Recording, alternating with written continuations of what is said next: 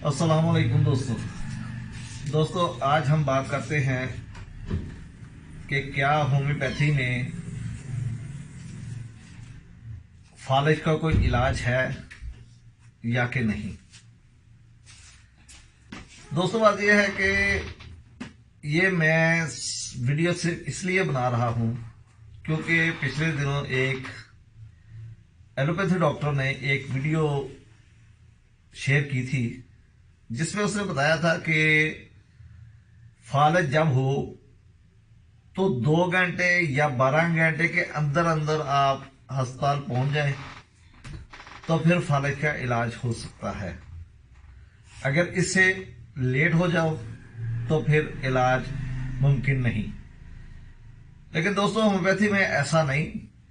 Homeopathy में चाहे जितना मर्जी पुराना फालिज हो जाए, टाइम जरूर लगता है लेकिन उसका इलाज मुमकिन है।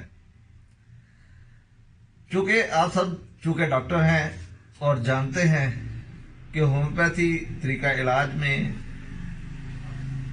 हम बीमारी को नहीं बल्कि बीमार को देखते हैं, अलामात की इज्तमाइयत को देखते हैं और उस हवाले से हम किसी भी बीमारी का इलाज करते हैं। तो इसी तरीके से हम जब फालिज का इलाज करते हैं तो हमने फालिज को मद्देनजर नहीं रखना।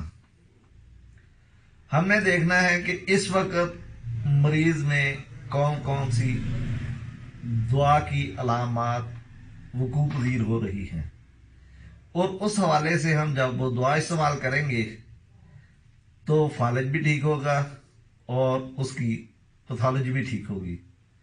क्योंकि आप सब जानते हैं कि फालिज असल में क्या होता है। फालिज उस वक्त होता है जब हमारे ब्रेन में ब्लड क्लॉट होता है और ब्लड क्लॉट होने की वजह से जो अज़ा उसके कंट्रोल में होते हैं, जिस जगह पे फालिज ब्लड क्लॉट हुआ हो तो वो अज़ा हरकत नहीं करते। असल में खराबी अज़ा में नहीं बल्कि ब्रेन में होती है, जहां से सारी नर्व्स आ रही होती हैं जो कि जिस्म को कंट्रोल कर रही होती हैं। तो जब ब्लड क्लॉटिंग खत्म होगी तो उस वक्त वो अज़ा खुद ब खुद हरकत करना शुरू कर देंगी। अगर हम देखें कि इसकी वजह क्या बनती है तो सबसे बड़ी वजह high blood pressure, high sugar, कोई सदमा, टेंशन, मौसमी असरात और चोट वगैरह के नतीजे में फालिज हो जाता है। तो अगर हम टोटलिटी ऑफ सिम्टम पे इलाज करते हैं तो उसमें एकोनाइट, कास्टिकम, रोस्टॉक्स, जलसीमियम, प्लमामेट या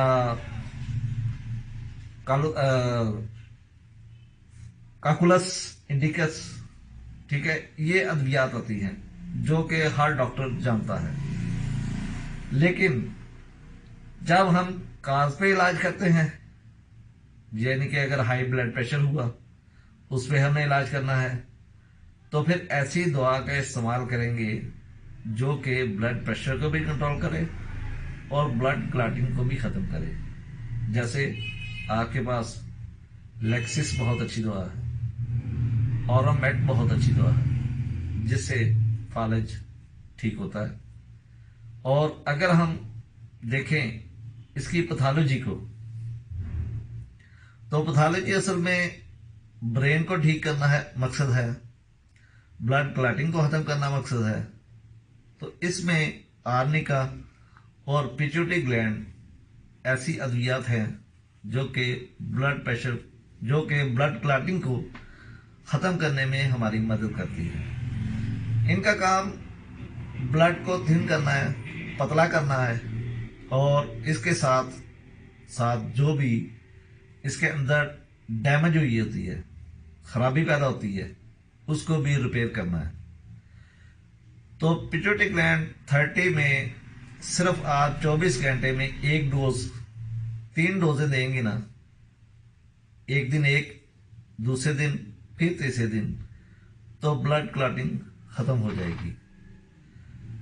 اور اسی کے ساتھ آرنیکا کا بھی یہی کام ہے کہ آرنیکا بھی بلڈ کلاٹنگ کو ختم کرتی ہے اور اس کے علاوہ اندر جو ڈیمیج ہوتی ہے اس کو ریپیئر کرتی ہے. سب سے ضروری بات یہ دیکھنے والی ہے کہ آپ ادویات دیتے ہیں لیکن مریض ٹھیک نہیں ہوتا. بعض دفعہ اس کی وجوہات یہ ہوتی ہیں کہ ہم مریض کو طاقتور غذائیں کھلا رہے ہوتے ہیں جیسے گوشت، یخنی اور کبوتر وغیرہ. لیکن اگر آپ غور کریں کہ مریض پہلے ہی ہائی بلڈ پریشر کا شکار ہے تو گرم غذائیں کیا اس کا بلڈ پریشر اور نہ بڑھائیں گی، اسے اور ہائی کریں گی اور آپ کو یہ مسئلہ مزید بگڑتا جائے گا، بلڈ کلاٹنگ ختم نہیں ہوگی. ٹھیک ہے، تو لہذا ہمیں مریض کو ہدایت کرنی ہے کہ آپ نارمل قسم کی غذائیں کھائیں. تیل کی مالش وغیرہ یہ اس کا کوئی فائدہ نہیں ہوتا کیونکہ اعضاء بالکل تندرست ہے، وہ حرکت نہیں کر رہے. اصل خرابی برین میں موجود ہے. آپ نے برین کی وہ خرابی ٹھیک کرنی ہے، بلڈ کلاٹنگ ٹھیک کرنی ہے. جیسے کہ آپ سب جانتے ہیں کہ اگر ہم دیکھیں ٹوٹیلٹی آف سمٹم روسٹاکس ہے تو اس میں موسمی اثرات آ جاتے ہیں. ٹھیک ہے، اگر جلسیمیم دیکھیں تو اس میں انسانی کمزوری آ جاتی ہے، انسان کی باڈی کی کمزوری آ جاتی ہے، ہائی بلڈ پریشر آ جاتا ہے اور سستی آ جاتی ہے. اگر کاسٹیکم کو دیکھیں تو کاسٹیکم میں کھنچاؤ اکڑاؤ بہت زیادہ آ جاتا ہے، اعضاء ایک جگہ پہ فٹ ہو جاتے ہیں، ہاتھ مڑ جاتا ہے، پاؤں ایک جگہ پہ سخت ہو جاتا ہے.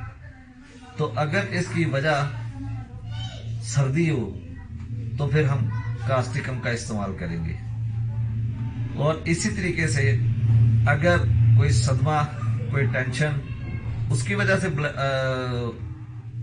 فالج ہوا ہے اور مریض اس کنڈیشن میں مایوسی کی طرف چلا گیا تو پھر ہم اسے اورومیٹ دیں گے.